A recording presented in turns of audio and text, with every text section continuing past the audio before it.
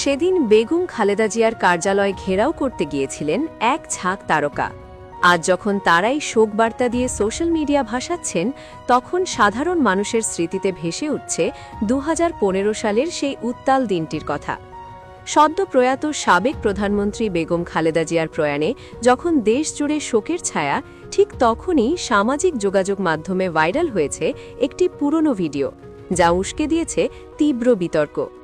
ভিডিওটি ঠিক ১০ বছর আগের, যখন দেশের রাজনীতিতে ছিল অস্থিরতা আর সহিংসতা। সেই অনলের উত্তাপেই সেদিন রাস্তায় নেমেছিলেন দেশের বিনোদন জগতের এক ঝাঁক জনপ্রিয় মুখ, যাদের উদ্দেশ্য ছিল গুলশানে বেগম খালেদা জিয়ার রাজনৈতিক কার্যালয়ের সামনে অবস্থান নেওয়া। আজকের এই শোকাতুর পরিস্থিতির ঠিক উল্টো চিত্র ছিল সেদিন। সালটি ছিল ২০১৫, তারিখ ২২ ফেব্রুয়ারি। রাজধানী ঢাকার গুলশান ২ নম্বর গোলচত্বর থেকে বনানীর কামাল আতাতুর্কে অ্যাভিনিউ পর্যন্ত এলাকাটি সেদিন পরিণত হয়েছিল এক রণক্ষেত্রে। সেই মানববন্ধনে অংশ নিয়েছিলেন দেশের নামি দামি সব অভিনেতা, অভিনেত্রী এবং সাংস্কৃতিক ব্যক্তিত্বরা। তাদের অভিযোগের তীর ছিল সরাসরি বেগম খালেদা জিয়া এবং তার দল বিএনপির দিকে। দেশ জুড়ে চলা অবরোধের জন্য তারা দায়ী করেছিলেন তৎকালীন বিরোধী দলীয় নেত্রীকে। দাবি তুলেছিলেন যেন এই সহিংসতার দায়ভার বিএনপি এবং তার অঙ্গ সংগঠনগুলো কাঁধে তুলে নেয়।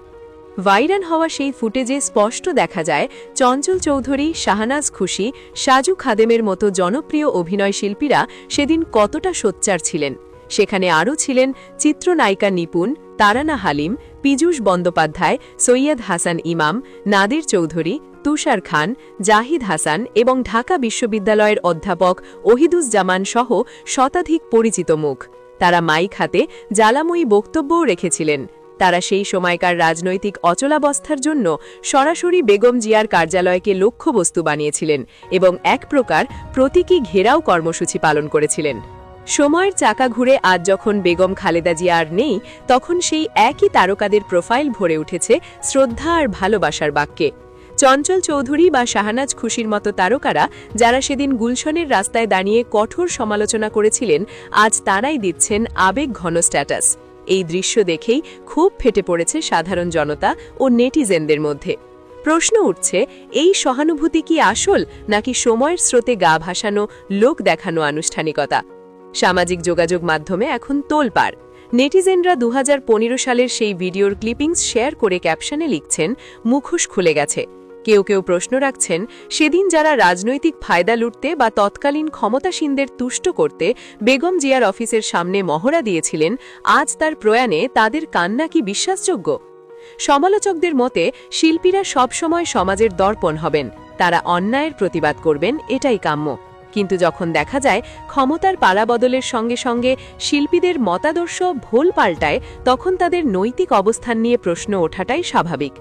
২০১৫ সালে বিএনপি অভিযোগ করেছিল, তৎকালীন সরকার সমর্থিত সাংস্কৃতিক কর্মীরা রাজনৈতিক উদ্দেশ্য প্রণোদিত হয়ে বেগম জিয়াকে মানসিকভাবে চাপ দিতেই ওই মানববন্ধনের আয়োজন করেছিলেন। তাদের দাবি ছিল, বেগম জিয়া তখন কার্যত গৃহবন্দী এবং রাজনৈতিক নিপীড়নের শিকার। সেই সময় শিল্পীদের একটি বড় অংশ সরকারের সুরে সুর মিলিয়ে বিরোধী দলের ওপর দায় চাপিয়েছিলেন বলে অভিযোগ রয়েছে। আজ প্রায় ১০ বছর পর সেই ইতিহাস আবার নতুন করে সামনে এসেছে। জনমনে এখন একটাই আলোচনা, শিল্প আর রাজনীতির এই মাখামাখি কি তারকার ব্যক্তিগত সত্তাকে প্রশ্নবিদ্ধ করছে না?